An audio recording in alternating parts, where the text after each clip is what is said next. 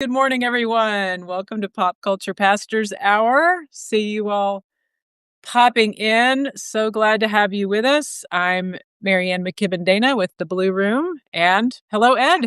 Hi, I'm Edward Good, and I write at Imago Scriptura, and we're glad you are here. Yeah, this is going to be fun today. Yes. Yeah. How are you doing this morning, Ed? You met with your clergy group, I think. Yeah, so I have this wonderful clergy group that we meet roughly once a month or so, and they're all finishing up downstairs. So it wouldn't shock me if one or more of them like just pops in at some point. So Excellent. Well, they'll have to yeah, play Will It Preach they if will. they They will. come in. So That's right. That's that's right. great. Well, we're glad you all are with us. We are doing something for the very first time, which is always fun and a little daunting. We were thinking about what do we want to bring in terms of our kind of pop culture focus at this time of year. And rather than picking specific works, although we did, of course, Charlie Brown Christmas a week or two ago, we decided to do a grab bag. And so we're going to play a game that we're calling Will It Preach? And how this works is we have created a list of songs, TV shows, movies, and we didn't pick the obvious things like It's a Wonderful Life. That kind of preaches itself, right?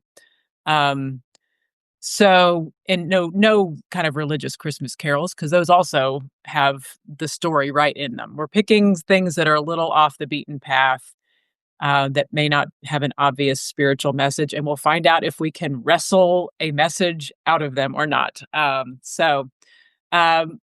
Ed, do you want to tell us about the mechanics of how we're going to pick these? Because Sure. I was going to go like with the old fashioned, put all of them in a Santa hat, but what you have is even more high tech. So tell us what you got. All right. Well, so just twist this around here. For a second here. Oh, So, there you go. yeah, so I actually found a spinner website. And so it will spin our options and we will just go with it. So, Yeah. so shall we? Yes. So we're going to Okay. take turns. Who's, Each um, of us can, yeah, we can weigh who's in on going each first? other's, but Okay. Who's got the next birthday? I'm in September. January, less than a Oh, month. okay. Yeah. You're first. Yeah. Okay. Okay. All All right. right. I am ready. And we Okay. made no notes about any of these. We picked, I mean, we at least made a list because we're like, it makes no sense to pick something that neither of us has seen. Yeah. So, okay. Okay. You're I going to be am. very excited about this, Marianne. Oh, have you already, did I you just already, spun it. I just oh, you spun it. just spun it? Well, it Yeah. doesn't make a sound or anything. Yeah, Okay. All well, right. it's because I got my AirPods in. Oh, So, okay. All right. Got it. yeah. So, Ted Lasso Christmas episode, Carol the Bells. Okay, so for those who know me, you know that I absolutely loved Ted Lasso. This is a great place to start. I did a whole series of posts when Ted Lasso was first being broadcast. I even did a leadership cohort around the leadership lessons of Ted Lasso. Maybe I'll reprise that at some point, especially as we approach season 4. Would love to hear in chat, for those of you who are with us, any Ted Lasso fans, and how are you feeling about season 4? I feel like I'm ready to give it a chance. Okay, in season 2, one of the standalone episodes is called Carol of the Bells, as Ed just mentioned, and it is a Christmas episode. And it is actually one that I watch every year. It's got a lot of cozy, good, kind of good feels in it. One thing we were going to do, and I'm not doing this to try to vamp for time, I promise, but Ed and I were going to talk about like the whole idea of Will It Preach is sometimes you run across a story or a song and it just has this kind of message in it and such that it would really work well in a sermon. Um, and so that's kind of what we're bringing to these. But I thought, before we dive in, tell us a little bit about your process of preaching, and I'll share mine. Or when you're writing sermons, how do you kind of, any particular aspects of your process that you want to share? So mine is it definitely is one that my preaching professors in seminary would not be thrilled with. Oh, Um, excellent. Do tell. yeah. Well, I mean, it's basically, I do a little bit of um, kind of like the what's fancy word, the exegetical work. But the vast majority of mine is frankly just I'm walking and talking it out. And so most of my sermon work is actually in my morning walks with Scout. Um, and so I'm actually just kind of talking out ideas, either quietly, sometimes aloud. Um, and just things just sort of emerge out of that. And so it's a really organic process. And it always kind of starts, it feels like, with a bunch of little thought bubbles that eventually kind of pop to get to the one or ones that will be at the heart of the message. So that's Do you short way of actually mine. do it out loud? Yep. Yep. Yep. So I That's very cool. sometimes get weird looks from people. So, Okay, so my preaching professors would approve. Chuck Campbell was one of mine at Columbia Seminary, and he did the exact same thing. He would often walk around campus mumbling to himself. mm, So you get the Columbia seal of approval. I don't know what excellent. those. I don't know what Excellent. those stodgy Princeton people are all No, about, no, but they would not be thrilled about that. that's great. That's great. Um, yeah, I would say one of the things that I bring to the sermon writing process, I remember learning, and you probably learned this too, Ed, um, to do as much of show, not tell. And what can make for an effective sermon is rather than telling people what it says or telling them what they should think, or this kind of didactic way of approaching the sermon, um, to show. Uh, so either through a story or through walking through the text in kind of as an imaginative way. And so I guess one of the things that I bring to this work, and one of the reasons I love doing this podcast series in which we're trying to find spiritual and sometimes Christian kind of resonances with science fiction and just the books and things that we watch and read as part of our regular lives is I consider myself a little bit of a magpie in the sense of if I find a little article or a quote or something I'm watching that just strikes me, I have a way of keeping track of that. It's a technical sort of thing on my computer and on my phone that I just store things. So that part of it's not important. But the point is that there's just inspiration all around us. So a way of capturing that and going through that when I have an idea of what the scripture is trying to say or what I think it's trying to say, I just kind of sort through those. I've heard them called quilt scraps as well, like the little pieces of fabric that you could make into a quilt. I just have a way of keeping those.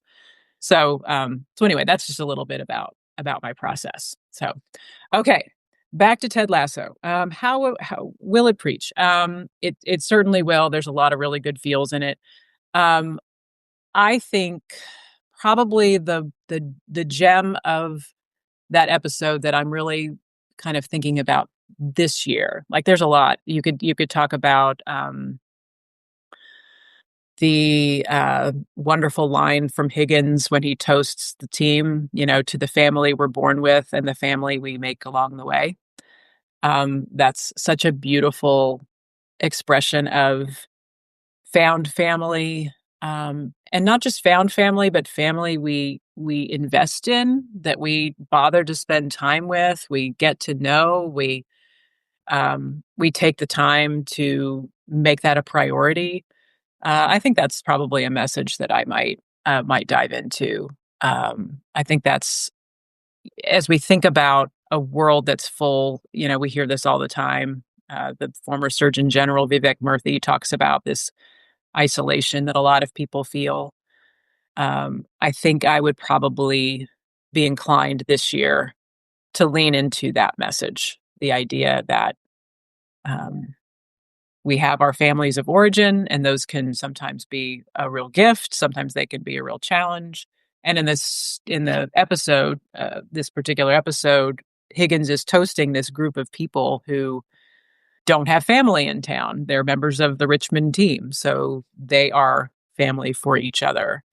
And the way that the players really integrate into the Higgins family traditions. In fact, I think Higgins says something about that, like, thank you for joining our traditions and helping us create new ones. And that process of building traditions and building a culture really is speaking to me right now. So, Mhm. how about you? Anything you'd add, or how would you preach it? So, real quick, one thing I got a text from a person who's listening and said there's a little weird clicking. We are doing something a little different today. MaryAnn is connecting through the website. And so I don't know if that's a little different or if it's an audio thing on one of our ends. Okay. It doesn't seem like it's end of the world thing, but yeah, Okay. we'll work on it. So, or Yep. just aware of it. Yep. There's a ton from that. The main thing I would say is actually would pick on a little piece, not pick on, that sounds bad, add to. Um, right before Higgins says that, I love the fact that Higgins names all the countries that they're each from. And Great. that he's aware of that enough to be just right off the bat, going through all of them, but just the beauty of this table Yes. of, from Europe and Africa and the Caribbean and South America and the United States. Actually, I don't know, was the US there? I'm not Yeah. sure. Yeah. But I loved that. I would just go with that. So Yes, that's great. That's a great yeah, addition. The idea that there's a particularity and found family too. Your family of origin, you have some shared history and perhaps some shared traditions and things. But yeah, to yeah, add, he pronounces it with. I mean, he doesn't pronounce it with those names with a British accent. He yeah, Guadalajara. yeah. He really gives it. Tries to. Yeah. Anyway, good. I love that. Okay, so okay, we've spun again. Now it's your Yeah. turn. Oh, I get Muppet Christmas Carol. Oh, I questioned this one a little bit just because A Christmas Carol is one of those I think that just really, again, preaches its. I mean, the messages are right there. So, I will be curious to see where you go with it. I haven't watched that yet this year. So, okay. what you got? Um, so first, just in general, there was a wonderful reflection that was shared on Substack. If I can find it, we can put it in our kind of show notes. That actually went into some of the background with why Dickens wrote it, um, and how it's still so incredibly relevant right now. Um, so yeah, so there's just kind of that in the macro of A Christmas Carol.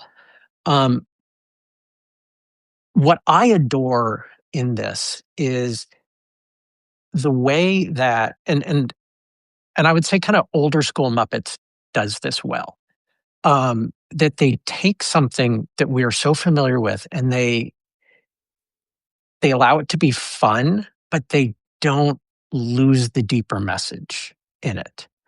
And they take characters that we are so familiar with and they become different um, parts in this. And so in a sense, this kind of goes into, for me, one of the ways in which I like to preach things and share things, which is I like to take stories that we're so familiar with and say, okay, so this is how we've always read the, um, for example, the story of Mary and Elizabeth. For the longest time, all I'd ever heard and knew of the story of Mary and Elizabeth was that Mary found out she was pregnant and then she just went to go spend several months with her cousin Elizabeth. What if we looked at it in the sense of she went there because she was terrified? She was terrified because she just got this news. She was terrified that she's in this tiny town, that she's not going to be able to hide her pregnancy, and all these things that people are going to be questioning. And so, what if you look at this story of like she got this news and then it says she went with haste, she got out of town. Mhm. And so yeah, to get back to Muppets, like that's the thing I love with this is that they take the familiar story, they hit all the same beats, but it's taking these different characters and letting them be these other ones, um, and just allowing that story to be engaged by a wider audience. So Mm-hmm. So, yeah. what do you make, if anything, of the fact that Charles Dickens is played by Gonzo? Right? Am I remembering that right? I think, and Mhm. if I recall the movie, which is another one I haven't seen, although this morning I read the Wikipedia summary of the plot. I was like, is there anything about this that's different than? And they hew really closely. They do. That's one of the great things about this particular Muppet movie. Not that I don't love the zany Great Muppet Caper and the original Muppet movie and all of that, but it is a very faithful retelling, Mhm. despite or maybe because of the fact that the Muppets. But one thing that is different is Charles Dickens is a character that's kind of framing the story, and I don't Mhm. know that that narratively works in the same way if you read the original Christmas Yeah. Carol. But Yeah. anyway, any thought? I Yeah. mean, I have no thoughts, and it's okay if you Yeah. don't either. But like, what is it about Gonzo that makes him a good Charles Dickens, if any? Honestly, I think it's more because, like, what other role was he gonna have? Um, Right, right, right. it's Yes, yeah, Gonzo. So right. Yeah, yeah. yeah, yeah. Right. And I love the three the way they render those three ghosts. Well, actually, there's Mhm. four ghosts because Jacob Marley. Marley. Mhm. Although there are Mhm. two of those because it's Statler and Waldorf, which is just a perfect use of Perfect. those. Yeah. So yeah, a new way of thinking about an old story. So perhaps maybe the way I'd yes and your kind of thinking is that these stories are alive, Mhm. and that that we can every time we encounter them, whether it's told by a Muppet or not, we can find a new insight in it, like you shared with Mhm. Mary and Yeah. Elizabeth, right? That it was fear that sent her. Mhm. My here's a little bonus insight about that because I love that story, and if like you, I'm sure preached it many times. So I think the angel, when he tells Mary, like, you're gonna have this baby, assuming she says, and she says she assents to it, she agrees to it.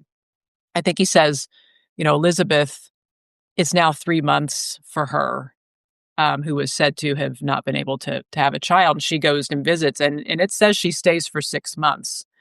And, do the math on that. She stays until the baby's born, right? And we Mhm. we don't talk about that very much, but it's right there. You know, Elizabeth's in her second trimester, and Mary stays for the Mhm. rest of the time, which I think adds another. I think it enhances what you're saying about her maybe being fearful. It's like, okay, I have something. I'm afraid I'm going to go with this relative, and now I have something to do to get Mhm. outside my own fear. Anyway, Yeah. Love just a it. little, Love it. yeah. So, all right, All right. The wheel spin spins of the again here. wheel. All right. So MaryAnn, you get Love Actually. Oh, all right. Love Actually. I did watch this a week or two ago. And I'm actually preparing tomorrow's Substack post on the Blue Room about some alternative Christmas classics. If you're tired of kind of the usual stuff, I have some suggestions for you. And I talk about Love Actually as instead of watching Love Actually, watch this other movie, and y'all can read tomorrow what I recommend. Um, Love Actually is a problematic movie. There's a lot in it that is doesn't hold up particularly well. The relationships that we label as love in the movie are some of them are really more about physical attraction. Not that there's anything wrong with that, but that's a part of love, but is not love itself. There's a lot of infatuation, a lot of kind of unhealthy stuff in there.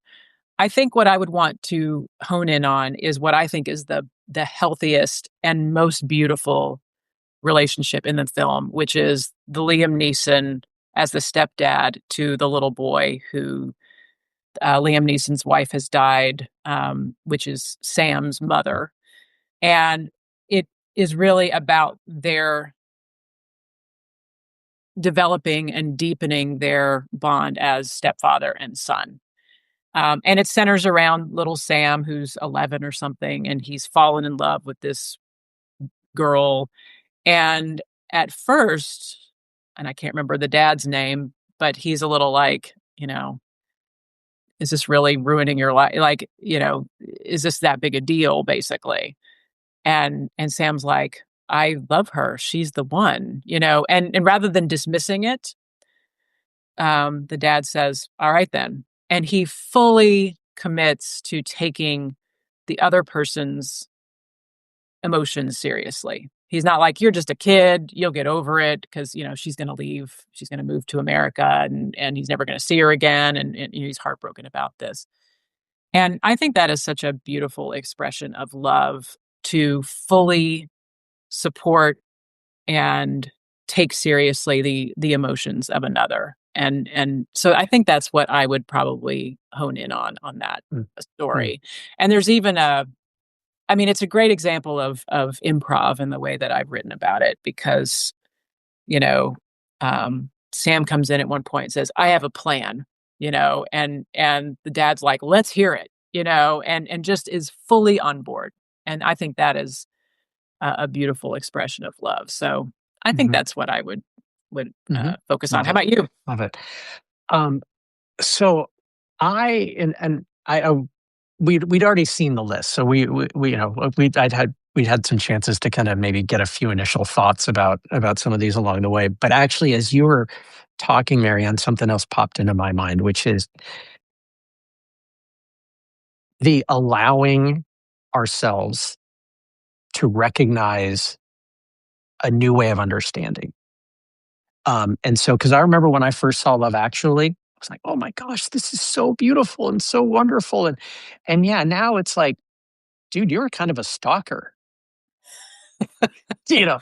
Which And character you're talking about, or characters? the There are guy so who had the infatuation with Keira Knightley's character, yeah, um, like that's rough. I was videoing you, and now I'm showing up at your door with these signs. And Yes, um, which, by the way, side note, I love how, to go back to Ted Lasso, they kind of redeem that.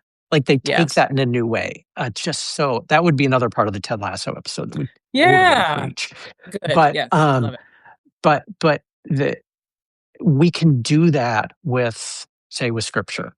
That stories that for many of us, have heard so many times before, that it's okay to stop and go, that's problematic.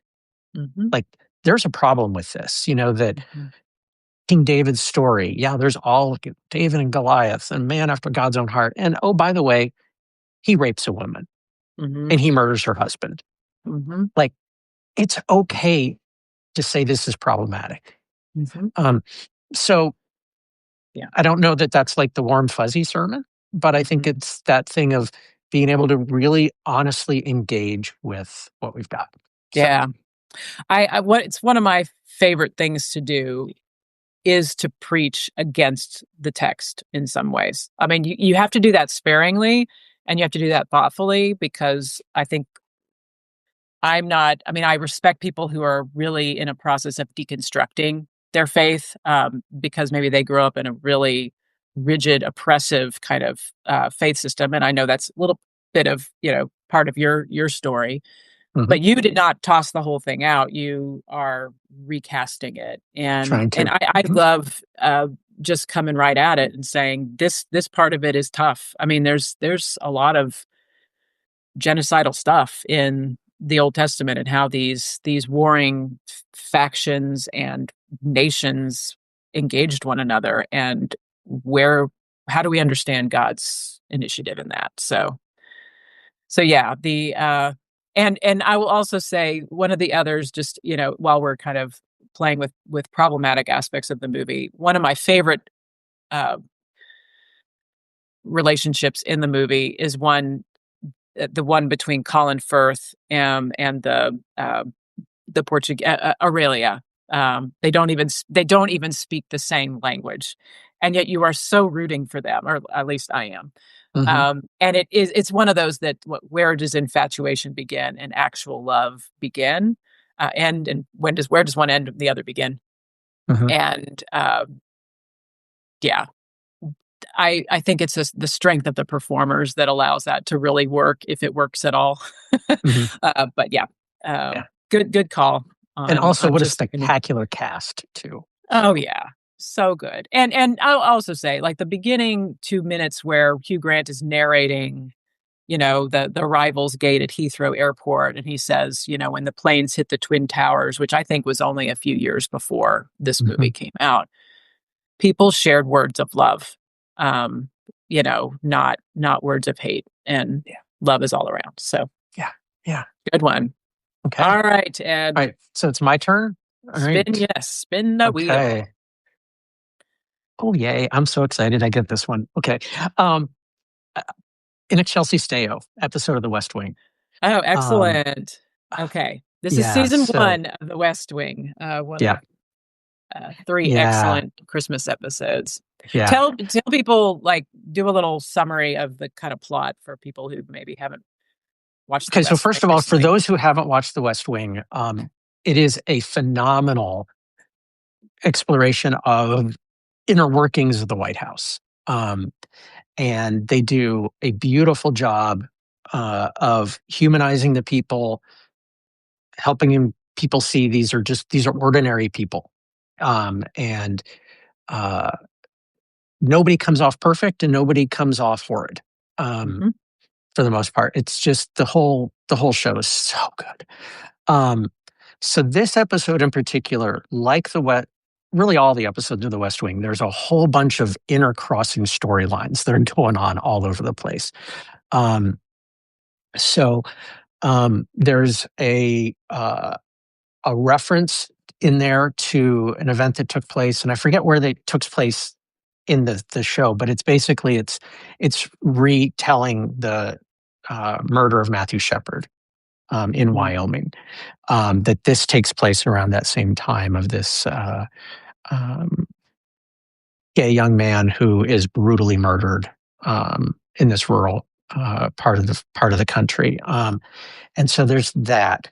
There is the story of Toby, who's the communications director, I guess, in the White House. That he's called by the DC police because a homeless man has been found wearing a coat that has his business card in there. And so they think he's related. And it turns out that Toby had just donated the coat and happened to have his business card in there. Um, 'cause the and man so had this, died, right? the man The had whole died, yeah, man, in yeah, the cold, just died on a bench yeah. by the mall. Um, and there's some stories about kind of protecting one of the main characters, the chief of staff of in the White House from some scandal that is coming, and some not so great actions taken by a couple of the Yes. White House staffers to protect him. Um, and in the midst of it, there's all the decorating and the Christmas events happening, and so there's just so much, and then there's just some really funny parts throughout it too.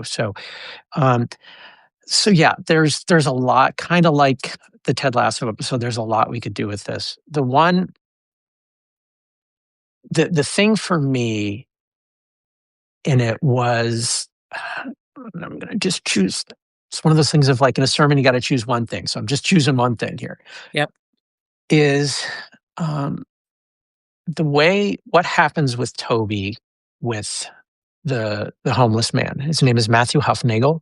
Um, uh, um, in the episode, and um, that he has a story and he has a history, and even though he's a homeless man, he matters, and that the police officer who first calls Toby, Lance Reddick, Yeah. moment of silence, um, kind of does yeah, okay, all right, thanks, you can go away now. It's like sort of like, okay, he's just another dead guy. We'll just move along. And for Toby, he can't do that. And he goes to where, finds where his homeless, this man's homeless brother is. And there's even a question asked of Toby, why does it matter to you? Mhm. And in one sense, it doesn't. Toby doesn't know this guy at all. Yeah. Um, but he matters. And he matters not just because, he matters because he's a veteran and he's deserving of full military honors for dying as a career war veteran. But he matters because he's a human being.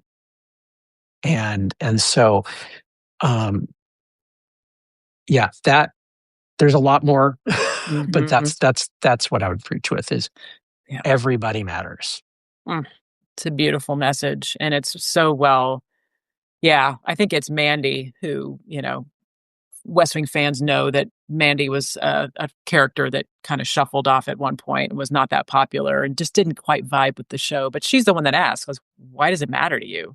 Because he's on hold with the VA trying to figure out, like, what's the deal with this guy? Um, I will, like, if we were kind of, co-preaching, I think the piece that I would want to pick up, actually, there's two, but there's a little moment when he goes to visit his brother and tell him that his brother has died.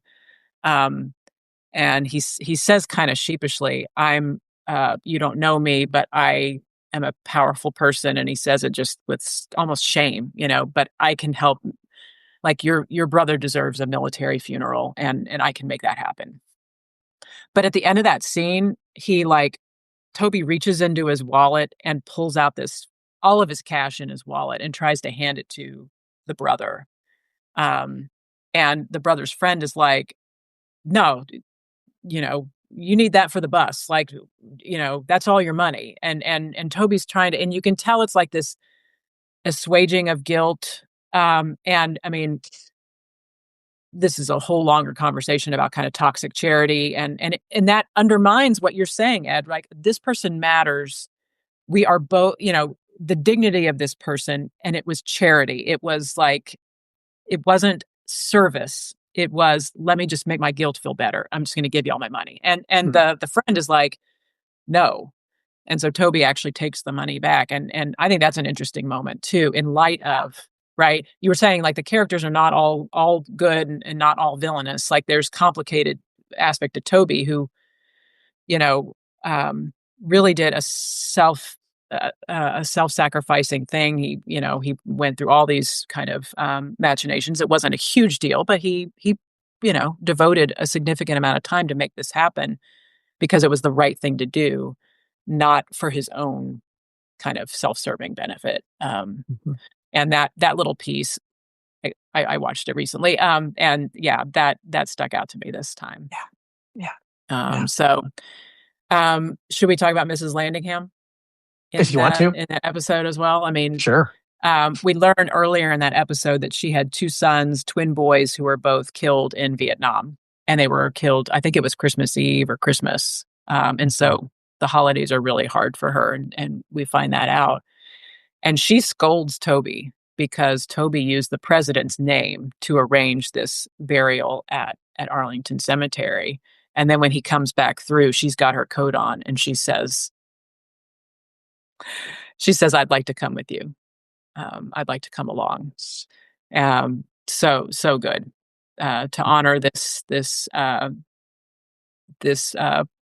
person who served, Mhm. this person who mattered, as you put it, Ed. That's so well said. Yeah. I think that'd be a good sermon. I like that Mhm. one. Yeah. Yeah. All right. All right. The wheel spins again. The wheel spins. I think this is my final one, so I got to make it count. Last Christmas, The Wham song. the Wham song. Some of these. I mean, we framed this as "Will it preach?" and it may not. Like, I think the question is a yes or no question.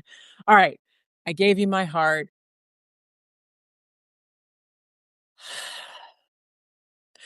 Hmm.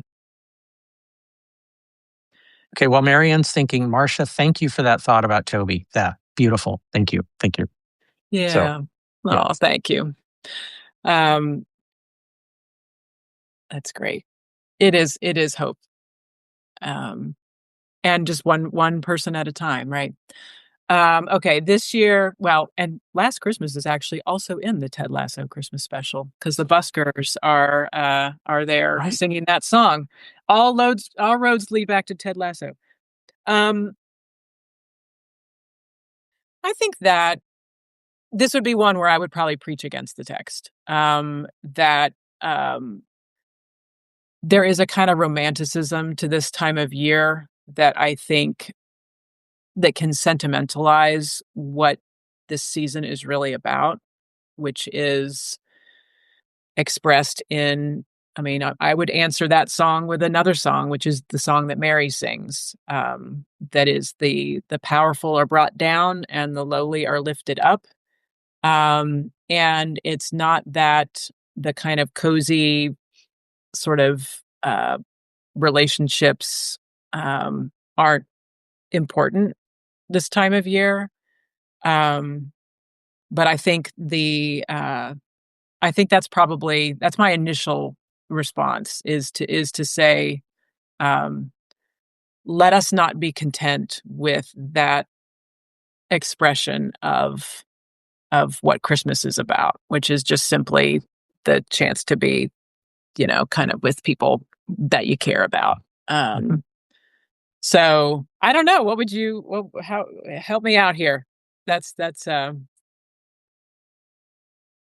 I agree with you in general. I would this would be a preach against the text. Like if it yeah, was like I had to preach on this, yes. then yeah. This is the Um, lectionary for yeah, for whatever.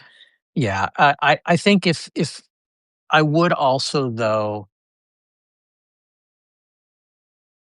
I guess maybe I could bring in something of that recognition of our humanity. Like, I mean, it's kind of a poppy, happy, but there is something of like that, when someone has really done you wrong, there is a little bit sometimes where we move into that place of like, yeah, I remember, I'm not going to let go of that, Mm, that we're mm, going to hold on to that and that there are those things that we hold on to. yeah. And the song doesn't let go of them. And so maybe where the gospel or maybe the preach moment comes in is how do we begin to let go? Mm, You know, yeah.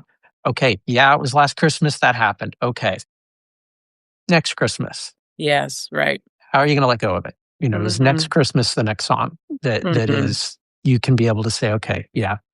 Yeah. So Yeah, yeah, and, as I'm kind of reflecting on it more, uh, to save me from tears, I'll give it to someone special. Now, mm, there's learning that comes and I mean, you and I both have young adult kids, and they're figuring out relationships and who is worthy of one's vulnerability and one's heart, and there is learning that happens in there. And I also think that having a heart means that it's going to be broken sometimes. yeah, So next year or this year, I'll give it to someone special. There's a little bit of like hope, like, I will love again, and that has a positive kind of connotation. But also, um, are we going to be guarded? And I mean, we can be wiser, but then we can also be guarded and say, I'm going to not give myself fully to a relationship because I was burned. yeah, And I think there's some stuff to play with there as well. mhm, yeah, So, yeah. All right, all right. Now here's your final. sweet. Okay, so I'm very excited because this is the one that kind of spurred some of this. Oh, It's excellent. it's Die Hard. Die Hard. And yes, this was completely random. Yes, or at least random by the algorithm of this website that I'm using. So, Yes. okay, so Die Hard. gosh, I have seen Die Hard. I don't know how many times. So many times. Do we Um, want to phrase that go into the is it a Christmas movie or not? I'll get there. I'll get there. Okay, I'll great. get there. Excellent. So, but for the longest time, I never, ever, ever, ever, ever, ever, the thought never crossed my mind about it being considered, quote, a Christmas movie. Agree. And it's only within the last couple of years that I've heard sort of people talk about, yeah, I got to watch Die Hard at Christmas. And I'm like, what? Yeah. Yeah. So again, this would fall under the category of um, kind of a preach against.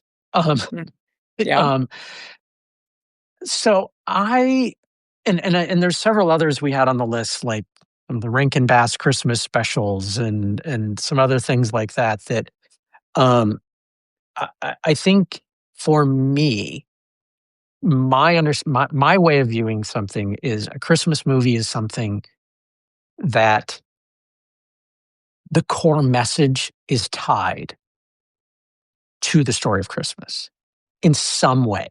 Hmm. Um, Not something just because it happens to take place around Christmas Yeah. doesn't mean it's a Right. Christmas movie. Hmm. Um, and so there is very little, as much as, and honestly, watching Die Hard now, I have a lot more of a visceral reaction against the violence in the film than I used to. Like it wasn't something that didn't hit, wasn't something in my mind before. It Yeah. is something much more now. Um, and some of that's older, some of that's current state of the world, all of that. Um, so yeah, that would be really the heart of it for me is it's not it is not a Hmm. Christmas movie. It just Hmm. happens to be a movie that takes place at Christmas. Also, side note, what company is going to have their group Christmas party on Christmas Eve? Like, no. It's devilish. Yeah. Yeah. Just a villainous So thing to do. absolutely. Absolutely. So Yep. if I had to do something that, was like, okay, what is a message in it?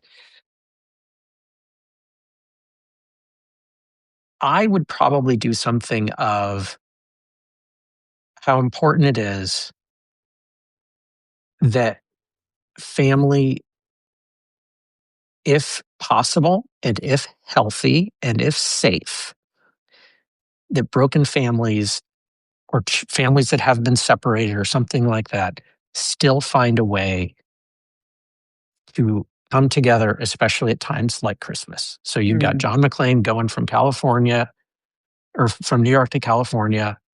He and his wife are definitely a little bit on the outs, but it's like, okay, I'm coming to be here because it's important. Maybe not as much for us as much as it is for the kids.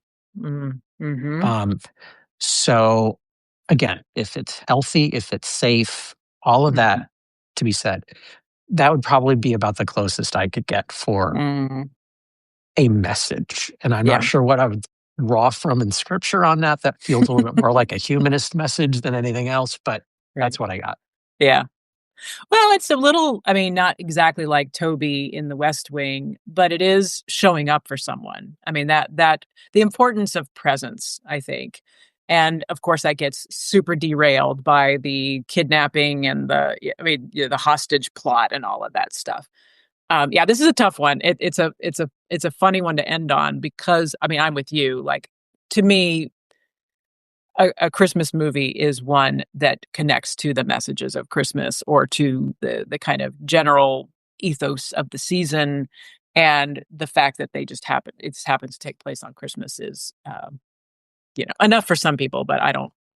I do watch it sometimes this time of year. Um, the only thing I could come up with was, I do like the dynamic of I mean, John McClane is a police officer. He has a lot of skills, obviously. He's very savvy, but he's extremely vulnerable. And I could see maybe it wouldn't be a Christmas related message, but it's almost kind of a David and Goliath type of thing. I mean, he is barefoot. He's all alone. Um, and there are even scenes. It's really amazing as an action movie because you have him talking to what's the name of the police Al Powell, officer? Al Yeah, Powell, played by um, Reginald Vell Johnson. I'm a yes, I'm a fount of useless trivia about this movie. that's excellent, excellent. He really shares a lot of vulnerability, with he's like, "Tell my wife, I'm sorry." I mean, he really tries this reconcile because he's not sure he's gonna get out alive, um, and, I was like, "Tell her yourself, you're gonna make it, we're all pulling for you." And so there's almost kind of maybe some trickster kind of energy there, right? So he kind of plays with them as a little cat and mouse stuff. He sends down, again, to your point about the violence, you know, the body says, "Now I have a machine gun, ho ho ho." Um, So he's aggravating them. He's using that against them. He's using what little skills he has and what little assets he has to try to prevail over these bad guys. That's kind of all I got is just thinking about, and that is definitely a theme in our scripture story of like the God using the weak to kind of uh, chasten and shame the strong. So yeah, Maybe there is something. I know we're a little tight on time here, but I will throw this in. yeah, go for it. John McClane wouldn't have done it without Al Powell. Ooh, that nice. Yeah, yeah, That he needed, and especially there's a part in the film where basically John, I think he's walked over the glass. yeah. He's been beaten up. He's bleeding. It's like the bleakest point.